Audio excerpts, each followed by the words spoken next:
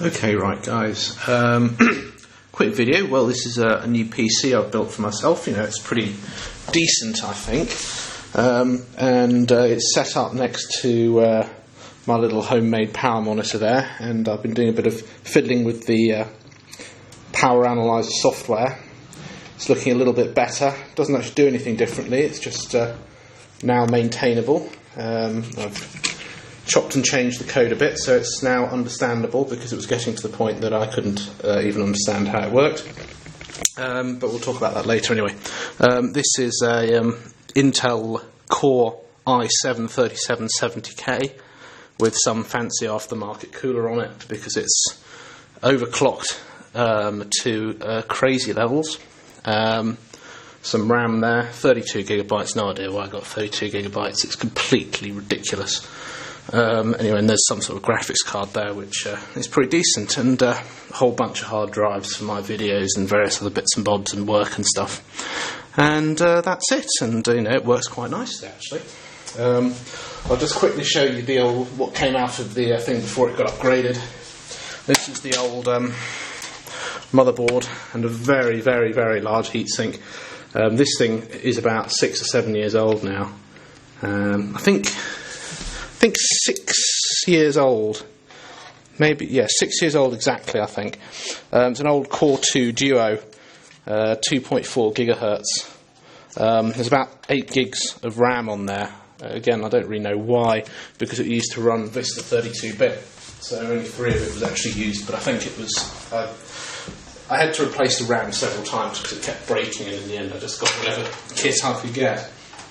And just quickly show you the old graphics card here. This thing here, this is an older NVIDIA 8800 GTX.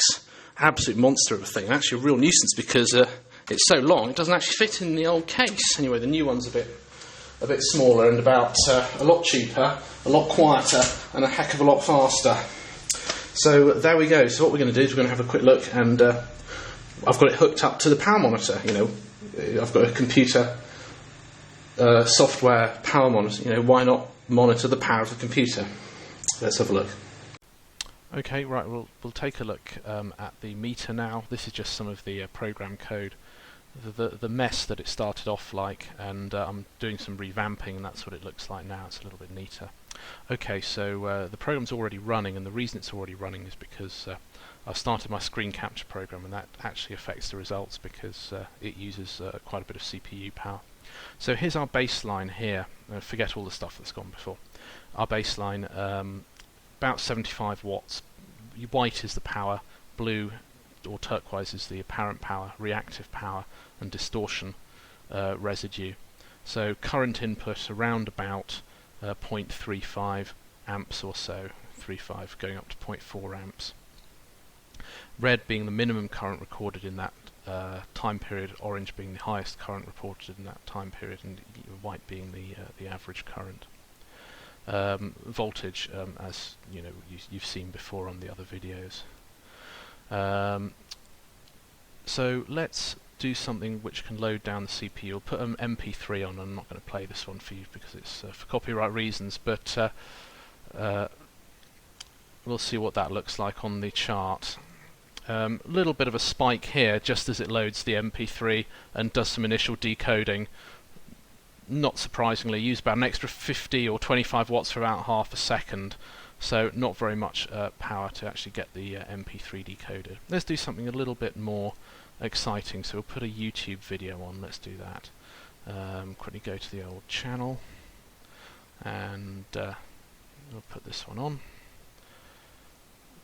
And you can see perhaps a little spike as the thing loads, but actually now that the thing is loaded, it's pretty much back down to its baseline, maybe an extra 5 watts or so.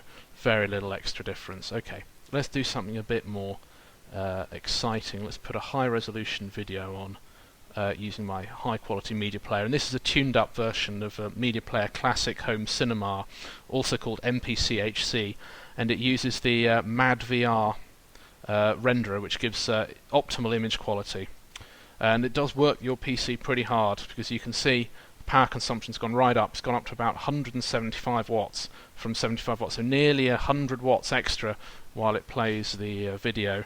Pretty impressive.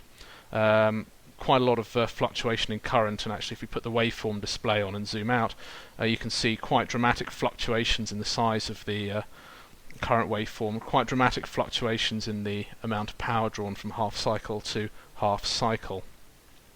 So we'll go back to this, we'll turn that off, and let's see what happens if we actually use this to CPU testing, split things off a little bit. So we'll test the CPU alone. We're using this tool called OCCT. We're going to test it up, and we're going to get the CPU up to full speed, full load. There we go, it's going up to 4.4 gigahertz or so now. All 4 hyper-threaded cores fully loaded. Power consumption's gone up to about 195 watts.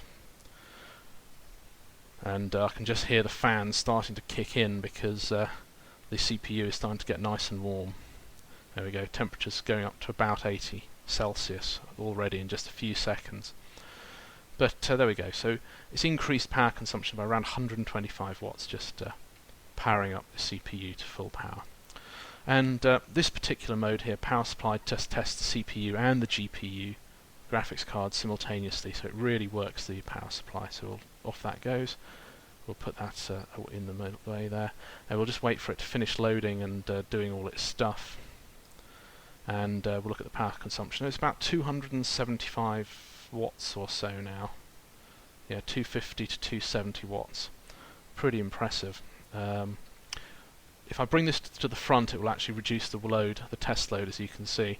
But you can see it went up to about 275, peaking at around 280 watts when the GPU and CPU was fully loaded. So that's quite interesting, actually. The old PC used to idle at around 120, 130, and it would get up to about 200 watts if you really, really pushed it. Possibly a bit more, actually, with the graphics card, but it's been too long ago since I tested it. But I thought that was quite interesting, and there was just one thing I might just point out. If you look here on the voltage graph, so white is the average voltage during that recording period, and orange is the range. If we zoom out a bit, you can see here that here the range is quite small, and here the range gets quite big, and actually this is the voltage fluctuations on the mains caused by the fluctuations in input current because of the CPU usage. So the current fluctuation has interacted with the impedance of the main supply to cause voltage fluctuations of probably a couple of hundred millivolts.